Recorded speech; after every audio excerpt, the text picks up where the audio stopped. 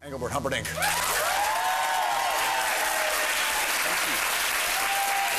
Nice to see you, man. Welcome. Thank you. How are you? Very good. Thank you. Is it true? People call you the Hump? That's the truth? The Hump? What? That's how they sometimes they just hey, the Hump is here. Hey, the Hump, how are you? That's how they do it in England. They do it. You know, say I'm going to be at the Palladium, the headlines will be Hump at the Palladium. Well, hopefully, no matter who's playing as Hump at the Palladium.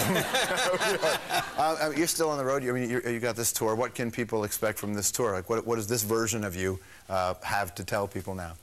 What my new me? Yeah, I mean, every year as we grow and have more life experiences, yeah. You know, the live experience is probably different for you. So I wonder what it'll feel like for you this time. Well, you know, I've been in this business 4 years now, and. I'm waiting for that. Yeah, I mean, you're new at this. Actually, George, it's 44 years in the business right now, and the one song, and the one song that made it possible for me to even be sitting here talking to you was a song called "Release Me," which came out in 1967, and it stopped the Beatles from having their 13th #1, and it went around the world, you see, and here I am. Well, I mean, you know, nowadays artists are always fighting to get a #1 song because it's important. And you were releasing that song in the midst of where the Beatles were just unstoppable. Did you think you could do it? Were you even aware of that? No, you couldn't fight the Beatles. You know, I mean, nobody could because I mean, I was a big fan, and all of a sudden I have a record that is in competition with them, and all of a sudden it really did stop them from going to #1. I don't think they were upset. They were fine, yeah. Because it was their 13, and 13 wasn't very lucky for them. But it was lucky for me, because my song was released January the 13th, 1967. Yeah. Nice. So when you, I mean, that's a long time ago. So when you carry that career on, are you looking for those moments again? Does a #1 thing mean different things to you as time goes on? Yeah, I'm always searching, always searching. Finding a hit record is like finding a needle in a haystack. And now, in today's world, you know, the record companies are not that many. And so, therefore, artists, you know, like myself and other people are putting out their own records, you know, and my company has a very friendly environment. You can save gas, because you can get it from Engelbert.com. Nice. Just punch it in.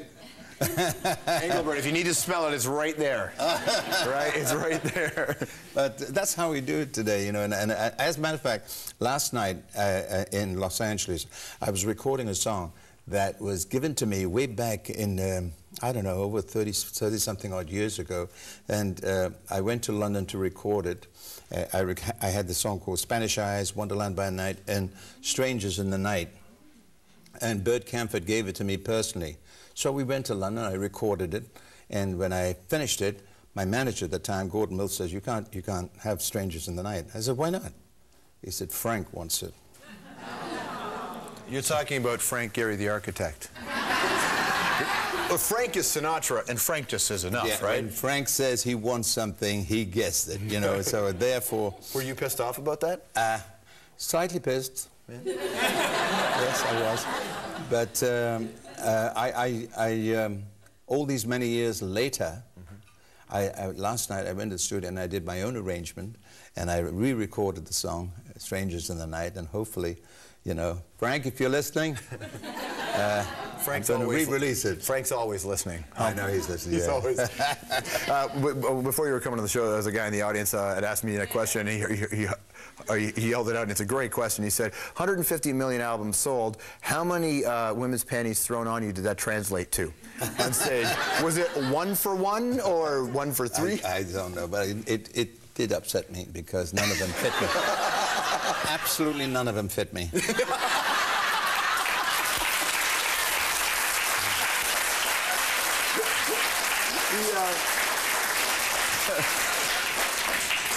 Well, if you wear them strictly for comfort, that would be a problem. But sometimes you don't need them for that. Yeah. Did you ever worry about being typecast? The what? Being typecast, because you found a way to reach people singing a song, and I think when you sang love songs, generations of people know, you know, that, oh, that's Engelbert singing that song. Yeah. Was that ever limiting? No, I don't think so. I think once you've got a style and people recognize you as that person, then that's what we strive for, to be recognized. And I don't think it's hindered me in any way. It's helped me in a lot because, you know, that's Humperdinck, you know. Yeah.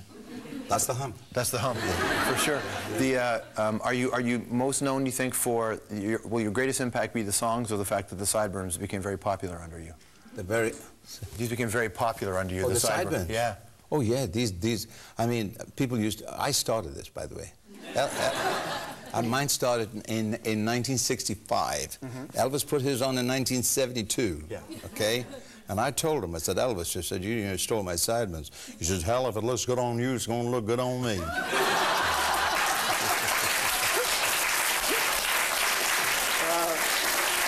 What was Elvis like? Elvis was a tremendously friendly person, and every time he met you, he would embrace you, and that was for a giant of a man like he was, you know. And I didn't realize it, but you know, I've been in the business nearly, I was in the army in Germany, you know, as a soldier, and he was doing his soldiering at the same time. And so when we got together, we talked about it, and little did I know that I would befriend him all those many years later. Right. But he was quite a character. He's quite a character. If he didn't like anything on the television, he'd throw the TV out of the window.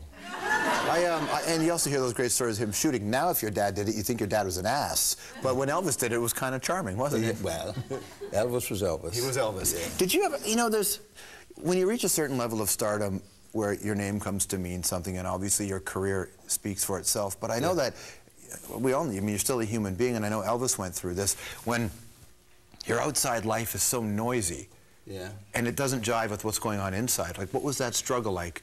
You know, the battles. Elvis had some major battles. Well, there's a few battles that go on like that. You know, for instance, I mean, I don't mind stopping and signing autographs or taking pictures of people backstage. You know, that's part of, because they're the spark plugs of your success, and I think they deserve that you know, that moment that you could do for them. But there's been times when it's been very harrowing, you know, experience, you know. In the early days, and I used to travel on the bus, and we were trying to get out of the theater in this particular place, and there was no way out, so I put a scarf over my head, and we were pushing through the crowds to get in. We jumped on this bus, and I jumped on the bus, and it was the wrong bus. It was full of ladies. And within seconds... In my world, that's the right bus. Within seconds, George, I was down to my underwear. Come on, really? The police had to get in and slam me out, throw a raincoat over my body, and throw me in the police car and take me to the police station. That is insane. Yeah, and then have people bring my clothes to me. And I mean this is, I'm very serious about this question, but what is that like? You know, because it's beyond being famous. It's beyond, look, I got a bunch of girls rip my clothes off. That's insanity, man. Yeah. What's that like for you? Like, what do? You can't push back, but you kind of have to. Yeah, you do. Well, I've had a lot, you know, ripping. At one time, I used to travel on the road. You know, the shirts, my kind of shirts that I wear on the stage, and with 147. I'm not joking. Yeah, in the early days, I would travel with 147. My dresser used to say to me, "Is there any way we can cut down, you know, on these shirts?" He said, "I'm carrying 17 trunks, you know," but they used to be ripped off you every day. You know, we used to do 2 shows a day. So 2-3 shows, you know, 2-3 shirts a show. You know, if you're watching right now at home and you're hearing the Hump tell this story, and you're probably 30 years old or even 20 years old, and your mother right now is blushing, that's because she was one of them. Was it always fun for you? Did you ever lose the joy being on stage? No, never, never. I've always had a great time on stage wherever I go. There are moments when show business becomes very sad. For instance, if you have to do a show and you've just lost a parent or something like that, then it becomes very difficult, you know. And it happened with me. I went back to England, and I just lost my mom, and I said, cancel the shows. And they said, and my sisters said that, no, your mother would like you to sing for her. And that was the hardest part of my career. hardest, and going on stage and singing while Mom was in the chapel of rest, you know. And I didn't get over it in a hurry.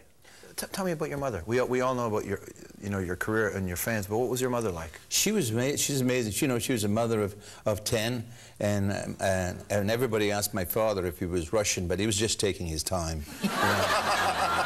But he was a character, you know, and I loved him dearly. And my mother had the most amazing operatic style voice, and she could make the windows rattle when she hit those high notes, and she played the violin.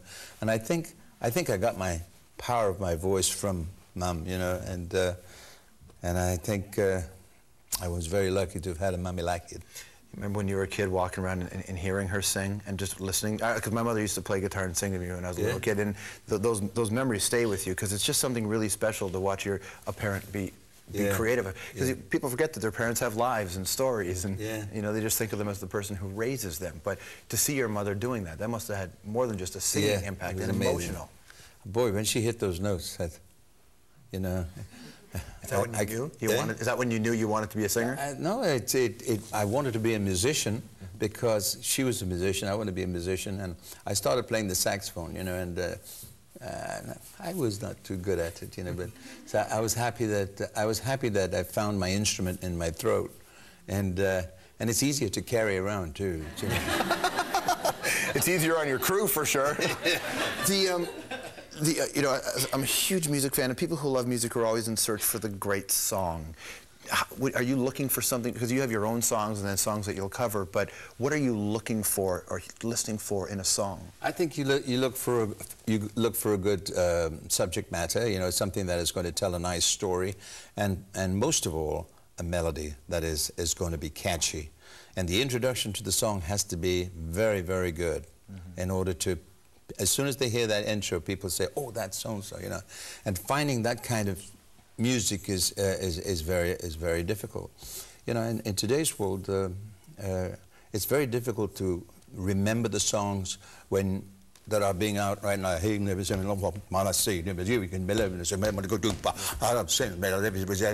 What did he say? What's the song that when you sing it on stage and those first words leave your mouth, where it just feels right for you? I feel like this is the song I can't wait to sing every night. What is the song? Yeah, for you. I think most of the ballads that I sing, you know, are enjoyable. Yesterday I told you I was recording, and there's a song called "Tell Me Where It Hurts," and which I'm putting out very shortly. How's it go? Well, I got news for you. I got emotional with it. Everybody in the room got emotional with it, and I knew that song has quality, that has something that is going to spark off, you know, an audience's feelings, you know, give me a taste. and emotion. What's the melody? How does it sound? See what I'm doing? No. That's one thing. I'm very shy to do things like this. Nobody's watching, dude. Nobody's watching. It's the CBC. It's just us, right? Engelbert Humperdinck, everybody. We'll be right back.